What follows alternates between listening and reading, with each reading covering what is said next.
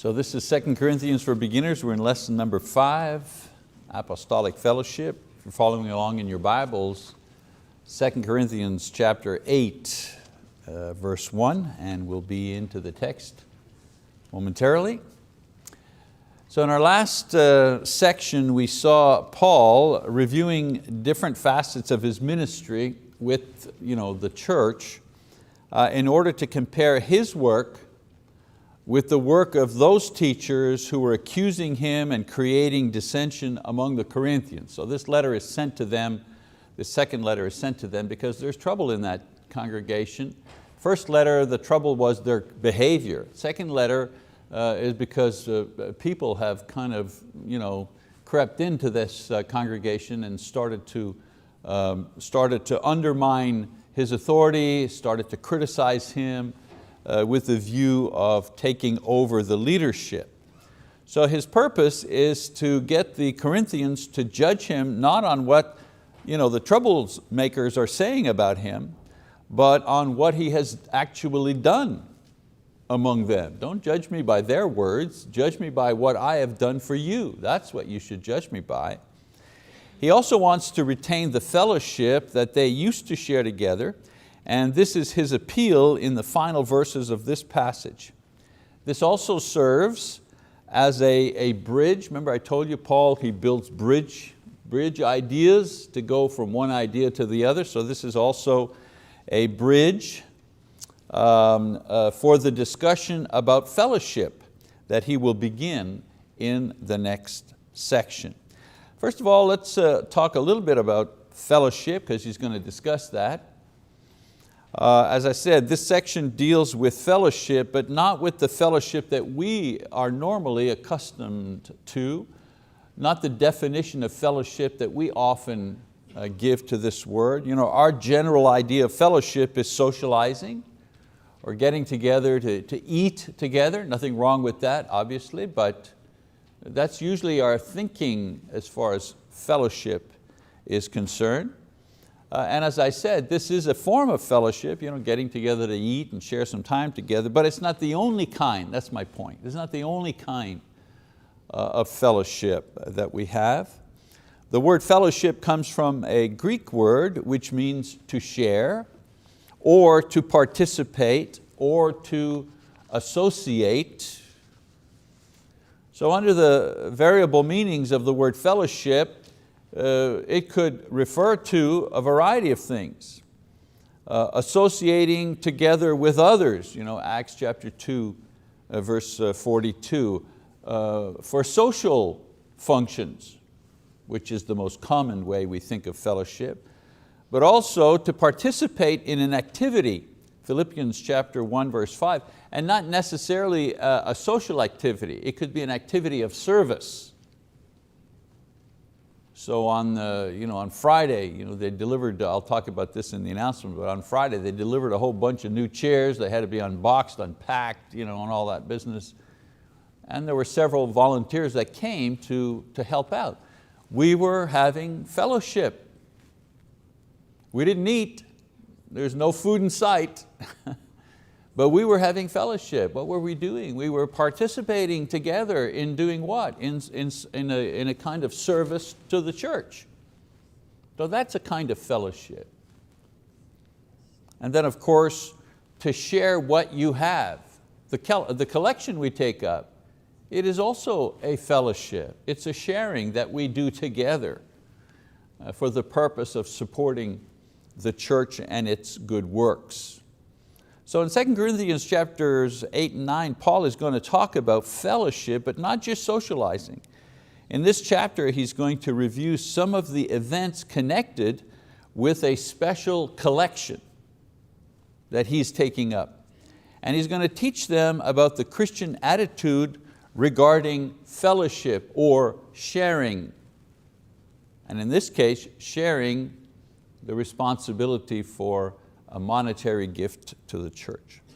So in the middle of all of this writing back and forth, there's another matter that Paul has to deal with, and that is the special collection from the poor. He's not only talking to the Corinthians in the first letter about their conduct and the scandals that are taking place, and he has to kind of give them a spiritual attitude adjustment in 1 Corinthians. Now in 2 Corinthians, he's being attacked by people and he's kind of defending. All of this is going on, yes, but in the middle of all of this, he's in the process of trying to gather funds to help the poor in the area of Judea. We read about this special collection actually in different places in the New Testament, in Acts chapter 11 and in Romans 15, 1 Corinthians 16. So it was an ongoing work that he was doing, collecting money for the poor in Judea. So part of Paul's overall mission work was to collect money for the poor brethren in Judea, and we see him mentioning this work, as I say, in other letters. This was an ongoing work that he was directing, not just in Corinth, but in all the churches.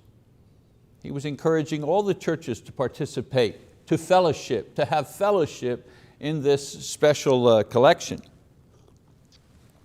Now, the collection, this particular collection, had started in Corinth sometime before. And it had started in Corinth before Paul had written them the 1 Corinthian letter. So when the first letter was written, Paul included instructions as to the manner that the money was to be collected and the spirit with which the people should give. So the Corinthians had corrected many things based on the first letter, but it seems that the rebuke that he had given them had kind of slowed down the preparations for that collection. You know, in a local congregation, I think the preacher knows better. If you're going to have a special collection on that day to raise money for a special project that preacher is kind of promoting in the church, that's not the Sunday to preach a very hard lesson on everybody shaping up. Because the church will answer you through their pocketbooks. So this is what happened here. He writes them a pretty strong letter and whoops, all of a sudden they're a little cool to the idea of collecting the money. It's just human nature. I keep saying that to you. When I read these letters, these epistles, I'm so amazed by how normal it is. Sure, there are miracles and these marvelous things that are taking place, but if you read between the lines, it's just so human. It's just so normal. Okay? So in this letter, Paul takes the opportunity to reawaken that, quote, fellowship or that participation in this special collection. He's going to do this by comparing their giving with the giving of other people, other churches, and then compare both of these with the ideal in Christian giving.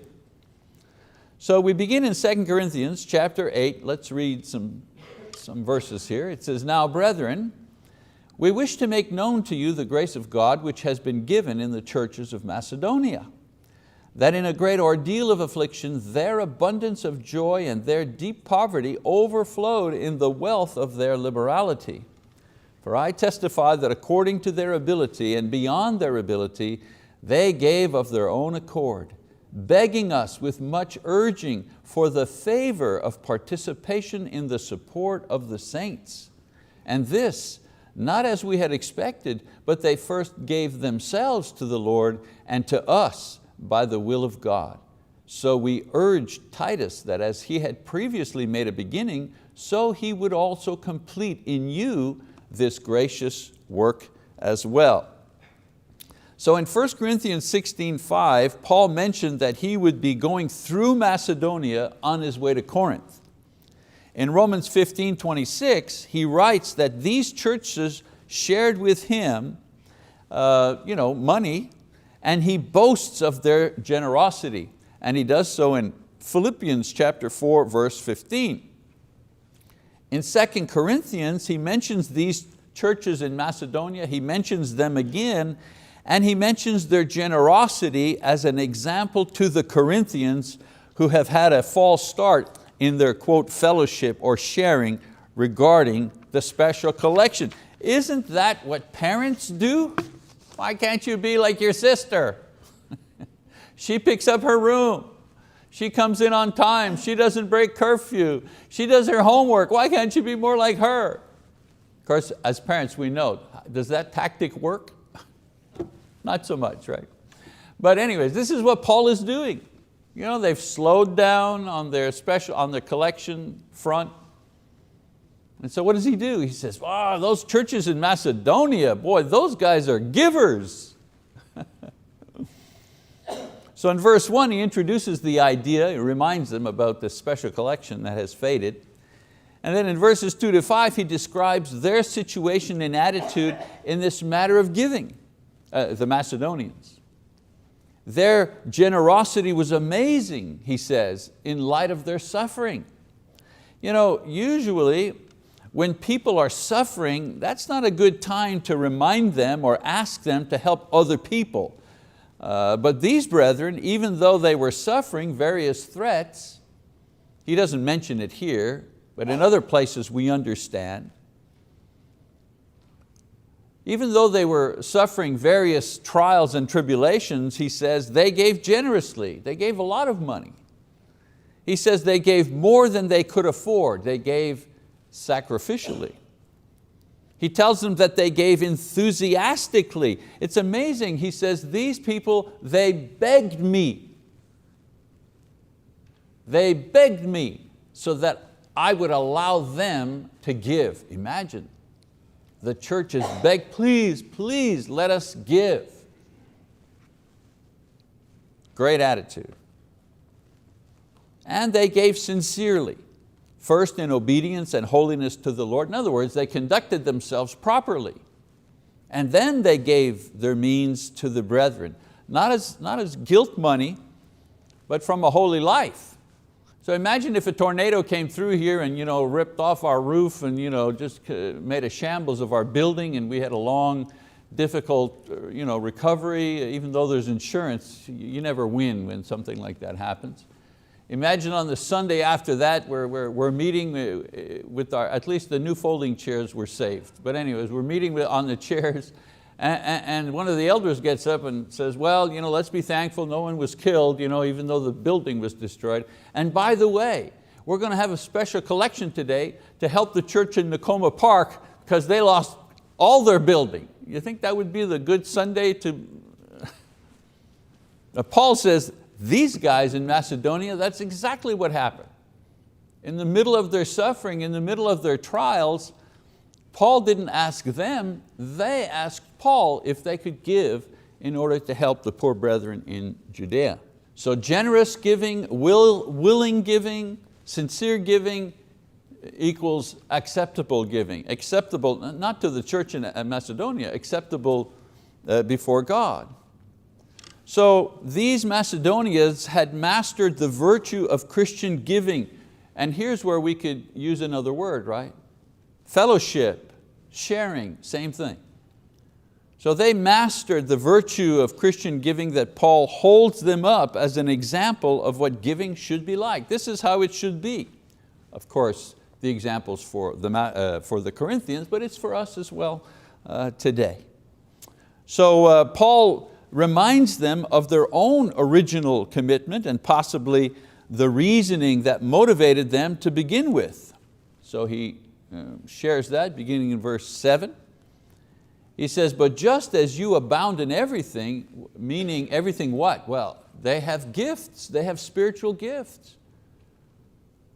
Many of these people in that church speak in tongues and they're able to do miracles, but just as you abound in everything, he says, in faith and utterance and knowledge and in all earnestness and in the love we inspired in you, see that you abound in this gracious work also. So he acknowledges the gifts and the talents that they already possess, and he encourages them to raise their giving to the standards they already have in other areas already. As far as the knowledge of the word, you people are gifted. As far as being able to express praise and prophecy and speaking in tongues, you people have all those gifts. You guys are on the cutting edge of spirituality. He says, how about your giving? How about that gift? How about that virtue? How about raising that virtue up to the same level that your other virtues are at? In verse 8 he continues, I'm not speaking this as a command, but as proving through the earnestness of others the sincerity of your love also. He says that he didn't command that this collection be made. This was never a diktat coming from the pulpit, you must give. He doesn't want their giving to be out of compulsion, but rather as a proof of their love, like it was for the Macedonians. I mean, again, same thing today. Talk is cheap. Talk is cheap. Money talks the loudest. And when it comes to proving love and sincerity, the area of giving is an unmistakable indicator. A little bit like James says, you show me your love by what you say, I'll show you my love by my checkbook. Because the checkbook does not lie. So he's given them a chance to demonstrate in a concrete way what they have already claimed verbally. That's the point. They were the ones who said, hey, you know what, let's get a collection going, let's help the saints in Judea, this is the right thing to do, blah, blah, blah, blah, blah. But they've kind of fallen down, they haven't had the collection. And he's saying, it was your idea, that you sparked this whole thing, and it caught on, and the churches up in Macedonia, they're giving and their attitude is great. Well, you need to follow up. So verse 9, he says, for you know the grace of our Lord Jesus Christ, that though He was rich, yet for your sake He became poor, so that you through His poverty might become rich. So of course the prime example is Jesus, who endured the humiliation of the cross in order to save us, save them. His wealth, meaning Jesus, His wealth was His divine position. His poverty was suffering and death. Our wealth is that we now will also enjoy a divine position with Him in heaven. This should be a strong motivator for their giving, and of course for ours as well. Verse 10 and 11. He says, I give my opinion in this matter, for this is to your advantage, who were the first to begin a year ago, not only to do this, but also to desire to do it. But now finish doing it also, so that just as there was the readiness to desire it, so there may be also the completion of it by your ability. So a direct reference to the fact that they were the ones who originally offered to help. It was a good thing that they desired to do a good thing. This is the key ingredient in this fellowship or sharing. However, it will not be an advantage to them if they don't complete what they started. I've always said, it's easy to start. The hard part is finishing. In the marathon, everybody's at the starting line, they're limbering up, they're stretching, they got their number out here, they got their water bottle, they're ready to go. But by mile 17, you got the guys by the side of the road who are kind of being sick, shouldn't have had that burrito before the big race. And by mile 23, half the field is gone, and the runners who are still in it, their lungs are burning, their legs feel like 2 pieces of lead. And now it's not just the joy of running or the anticipation that you see on their faces, it's pain that you see on their faces. Pain, they're in pain, physical pain. It's just one step after another, And by the time you get to the finish line, wow, the guys crossed the line and it's as if they couldn't go 3 more feet. They just, many of them collapse at the end. That's the image of life, isn't it? Especially spiritual life. It's easy to start. It's easy to go under the water, come out of the water. That's the easy part. The hard part is finishing. That's what Paul says here. You guys were enthusiastic to start. Let's do this. But now you're slowing down when it comes to finish. In verse 12, He says, for if the readiness is present, it is acceptable according to what a person has, not according to what he does not have. Paul explains an important principle in Christian giving. If a person wants to give, God accepts his give in relationship to what he has, not to how poor he is. Not having a lot to give is balanced and made acceptable by a willing heart and a sacrificial attitude. This is what makes a poor man's gift equal to a rich man's gift. His willingness to give and the sacrifice he makes in his giving. Between rich brethren and poor brethren, they don't give equal amounts.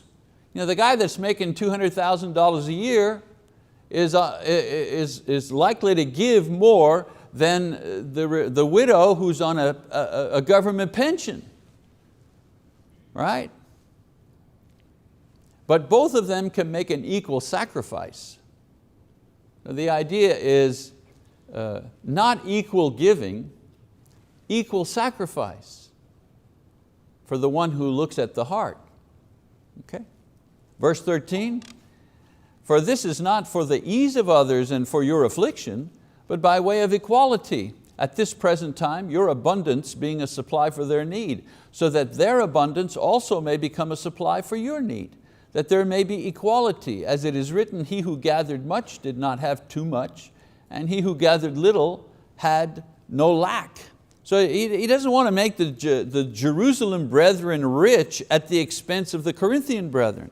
He wants them to share what they have so everyone can have a portion. And he also suggests that the tables may be turned one day. This can also refer to the fact that they needed the gospel that once came from Jerusalem, and now Jerusalem needs food, physical food, that these people can provide for them. In any case, the idea is that the sharing from a willing heart is a sign of sincere love and will produce a balance and an equality in our brotherhood. And he quotes Exodus 16:18 to show this equality when the manna came from heaven. No matter how much you gathered, no one had more than a day's supply. So if you were elderly and feeble and couldn't get out very much to collect the manna, you didn't lack any. And if you and your wife and your 3 young healthy sons got out and collected a lot of manna, you didn't have more than a day's supply anyways. God made sure that things were equal. So now he goes into some of the details about the collection, regarding now that he's encouraged them regarding their original commitment, he's going to explain the procedure being used to collect the money and who has been given charge over it. So verse 16, but thanks be to God who puts the same earnestness on your behalf in the heart of Titus, for he not only accepted our appeal, but being himself very earnest, has gone to you of his own accord. So Titus has recently come from Corinth, and Paul is sending him back there to organize the collection of this money. And Titus is going of his own accord. He's anxious to complete this new assignment, if you will. We keep on reading. We have sent along with him the brother whose fame in the things of the gospel has spread through all the churches. And not only this, but he has also been appointed by the churches to travel with us in this gracious work, which is being administered by us for the glory of the Lord himself and to show our readiness, taking precautions so that no one will discredit us in our administration of this generous gift, for we have regard for what is honorable, not only in the sight of the Lord, but also in the sight of men. In the church, when it comes to money, it gets tricky. There's a reason that Marty, for example, and I and Mike, we don't see the books. In other words, we have no idea who gives what, because it's tricky. There's a reason why we don't handle the money. The money is handled by somebody else, because handling money is tricky. A lot of things can go wrong. A lot of false accusations could start flying around. So Paul is addressing, again, human nature. So in addition to Titus, he is sending another brother of good reputation, selected by other churches, known to them. Of course, in those days, we don't know who this brother is here of great repute. We can speculate, but we don't know. But these two are going to work for the work and serve as those who guarantee that all is done in an honorable way. We're sending Titus, but not by himself. Not a good idea. Just one guy handling the money, not a good idea. We're going to send two of them together. And we're going to send people from different churches that have been selected so that everything is above board. Paul is careful not to give his accusers any reason to cause more trouble. In verse 22, we have sent with them our brother, whom we have often tested and found diligent in many things, but now even more diligent because of his great confidence in you. So he mentions yet another brother who will be traveling with them as well. And he does this as a form of introduction. Verse 23, as for Titus, he is my partner and fellow worker among you. As for our brethren, they are messengers of the churches, a glory to Christ. Therefore openly before the churches, show them the proof of your love and of our reason for boasting in you. So he encourages the Corinthians to receive these brethren, work with them, reminding them that the other churches who appointed these brethren here are going to be observing the events taking place. In still other words, Paul is saying to them, other people are watching you. Do right, bear down. Follow the example of the Macedonians. A, because it's the right thing to do. B, because you're the first ones who said you were going to do it. And C, because other churches are watching you, what you're going to do. So now we go to chapter 9. Paul says, for it is superfluous for me to write to you about this ministry to the saints. This is the collection now he's talking about. For I know your readiness, of which I boast about you to the Macedonians, namely that Achaia has been prepared since last year, and your zeal has stirred up most of them. But I have sent the brethren in order that our boasting about you may not be made empty in this case, so that, as I was saying, you may be prepared. Otherwise, if any Macedonians come with me and find you unprepared, we, not to speak of you, will be put to shame by this confidence. In today's language, don't make me look bad. Don't make me look bad. And don't you make yourselves look bad. Everybody's watching you. He also says, I went out on a limb and I used you guys as an example to stir up these people so that they would be generous. Don't make me look bad. And of course, this term did not exist in the Jewish or Greek vernacular. He was hedging his bet. He was hedging his bet. Instead of just popping up there and saying, okay, hey, guess what, church, today's the special, he doesn't know. He sent the brethren down to get things ready, to make sure that nothing would goes wrong. So he's motivated the other churches in this matter by boasting of the Corinthians. The other churches have given liberally.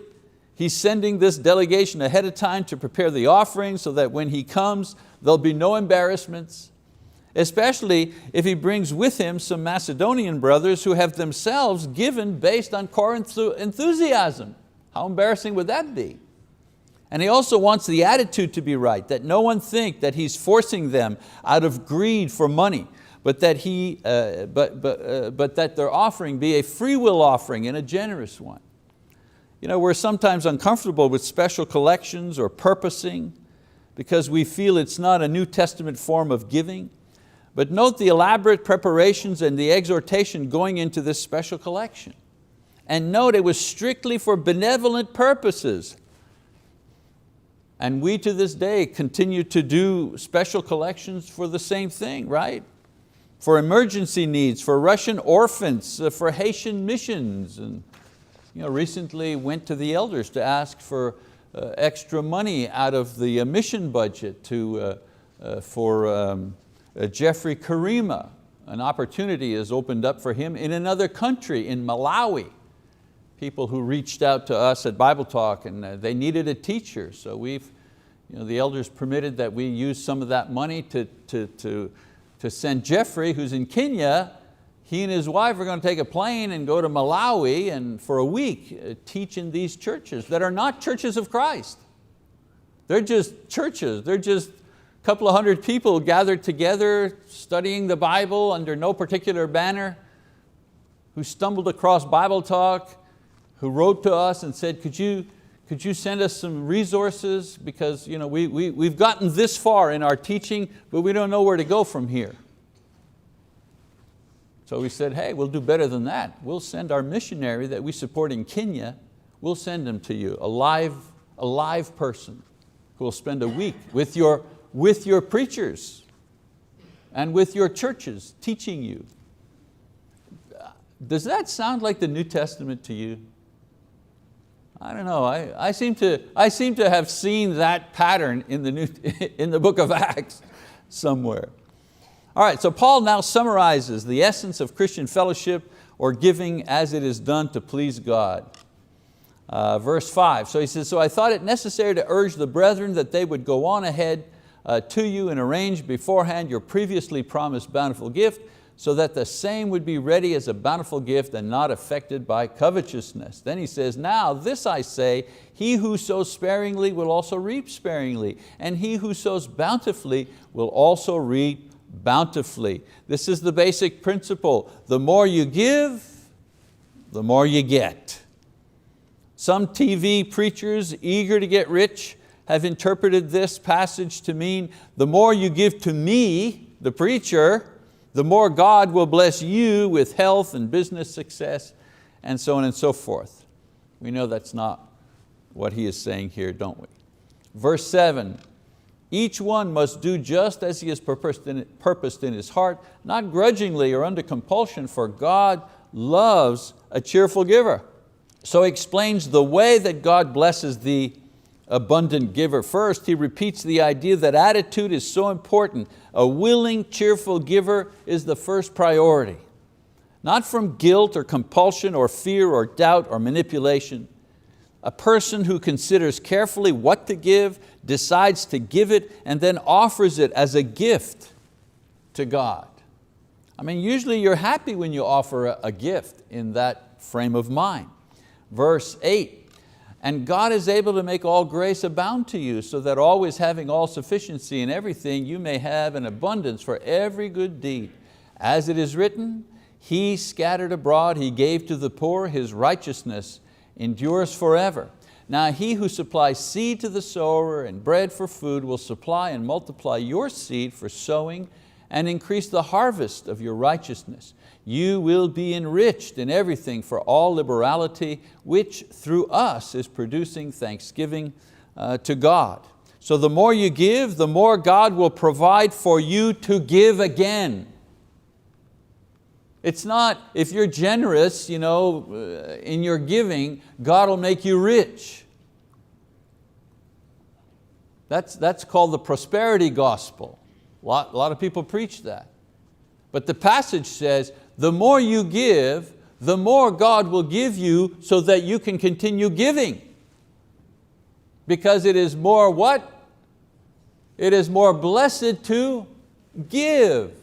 So how does God bless us? He enables us to give even more generously than we have in the past. That's the blessing.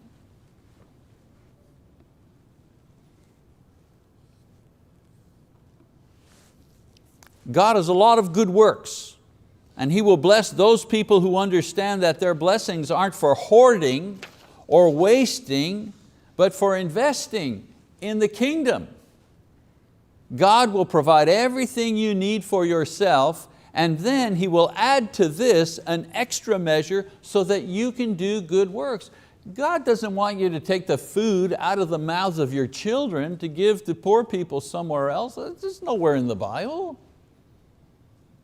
His point is, I'll take care of you. Stop worrying about that. Seek first the kingdom. Seek how you can serve me. I'll take care of the basics. Unfortunately, what we do is we invest all of our emotional energy into taking care of the basics. Then we got nothing left after that. But God says, that's a promise, that's a given. I'll take care of you, that's a given. So verses 12 to 14, he says, for the ministry of this service is not only fully supplying the needs of the saints, but it is also overflowing through many thanksgiving to God. Because of the proof given by this ministry, they will glorify God for your obedience to your confession of the gospel of Christ and for the liberality of your contribution to them and to all, while they also by prayer on your behalf yearn for you because of the surpassing grace of God in you. So the bonus is that the doing of good through the giving to the saints is not only providing for the poor, but it's also providing an outpouring of thanksgiving to God because of the generosity of the brethren. I go back to my example here of Jeffrey in Kenya. He sends me copies of the emails he's exchanging with that other person in Malawi, and that person is saying, praise be to God, how wonderful it is that you are coming, and praise God for the church that sent you. That's us. Some guy we would never know and we would never hear of in a million years, in a country few of us could actually describe where it's located. That guy and hundreds of believers are praising God for the generosity of the church that sent them a teacher that will help them get to the next level in their spirituality. That's exactly what he's saying here.